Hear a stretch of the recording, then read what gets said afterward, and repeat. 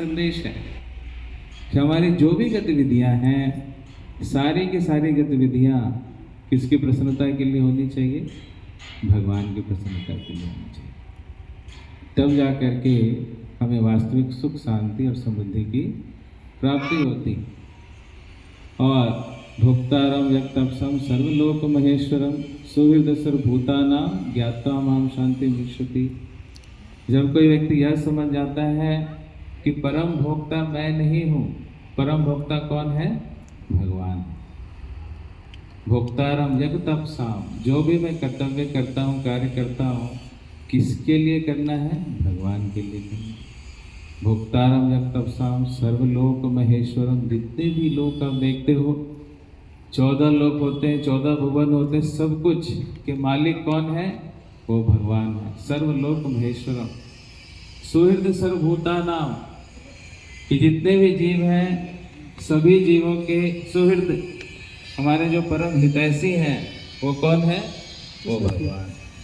ज्ञात्वा माम शांति मृच्छति, जो इस बात को जान लेता है उसी को क्या मिलता है? शांति प्राप्त हो जाती है। तो इसलिए गीता का एक एक श्लोक बहुत गंभीर है, बहुत गहरा है। और पूरे गीता में आप देखोगे 5 विषयों के ऊपर चर्चा की गई है। 5 विषय क्या है? पहला है आत्मा, कि हम कौन हैं, हमारा अस्तित्व क्या है। नैनम छिंदन्ति शस्त्राणि नैनम दहति पावकः न चैनम क्लेदयन्त्यापो न शोषयति मारुतः देहिनोऽस्मिन् यथा देहे कौमारं यौवनं जरा तथा देहांतर प्राप्ति धीरस्तत्र न मुह्यति। तो गीता में दूसरे अध्याय में आप क्या देखते हो? पूरा हमारा जो एग्जिस्टेंस है, हमारा जो अस्तित्व है, हम कौन है, इसके विषय में चर्चा की गई। फिर भगवान कौन है? मत्तः परतरम नान्यत् किंचित् अस्ति धनंजय। हे धनंजय, मुझसे ऊपर और कुछ भी नहीं है। भगवान के विषय में स्वयं बतलाते हैं कृष्ण। और हम इधर क्या है, क्यों है, कैसे आए हैं, प्रकृति क्या है, उसके विषय में बतलाया गया है। काल क्या है, उसके विषय में बताया गया है। तीनों गुण क्या होते हैं, उसके विषय में बताया गया है।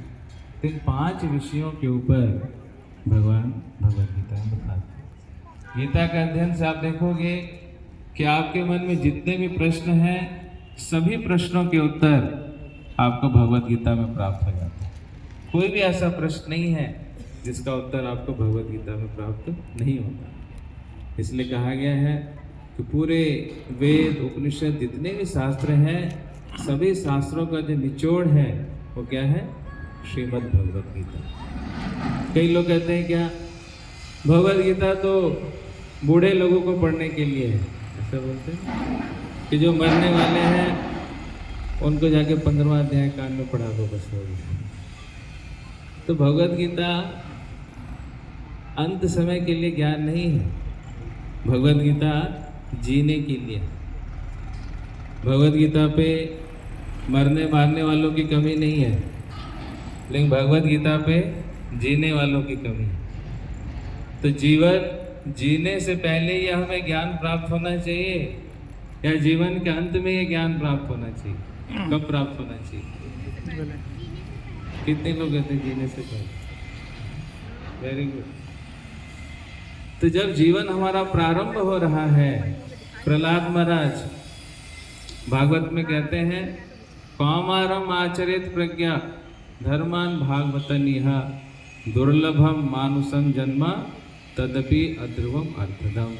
कि कौमार अवस्था, 5 वर्ष की अवस्था से यह ज्ञान का हमें प्राप्त होना चाहिए। तो आप में से कितने लोग 5 वर्ष से ज़्यादा हो? ये बच्चे कितने बड़े हैं? 6 साल के होंगे। 5 वर्ष से ही गीता का ज्ञान हमें प्राप्त होना चाहिए। और गीता के ज्ञान के आधार पे ही जीवन चलना है। जैसे मान लीजिए आप कोई मशीन खरीदते हो, कोई गाड़ी खरीदते हो, तो उसके साथ आपको एक मैनुअल दिया जाता है, और उस मैनुअल को पढ़ करके आप उस मशीन को बहुत अच्छे से चला सकते हैं। लेकिन जिसने उस मैनुअल को नहीं पढ़ा है तो उसके लिए वो मशीन चलाना बड़ा मुश्किल हो जाता है। तो अपने आप से एक्सपेरिमेंट करता रहेगा, ये बटन दबाओ, ये करूँ, ऐसा करूँ, वो खराब भी कर देता है मशीन। उसी प्रकार से हम सबको भी एक मशीन प्राप्त हुआ है, एक यंत्र प्राप्त हुआ है। कौन सा यंत्र है ये? कि शरीर। इस शरीर भी एक यंत्र के समान है। इसका करना क्या है लोगों को ये नहीं पता कि इसका उद्देश्य क्या है, इसका लक्ष्य क्या है, क्यों हमें यह मनुष्य शरीर प्राप्त हुआ है। इसका कुछ न कुछ ऑब्जेक्टिव तो होगा, तो वह लोगों को पता ही नहीं है, जिसके कारण इस यंत्र का बटन उल्टा सीधा बटन दबाते हैं और पूरा यंत्र ही खराब कर देते हैं। मनुष्य जीवन का ये लक्ष्य नहीं है। महाभारत के एक श्लोक में कहा गया है, आहार निद्रा भय मैथुनम च सामान्यमेतत् पशुभिः नराणां धर्मो हि तेषाम् अधिको विशेषो धर्मेण हीनः पशुभिः समानः।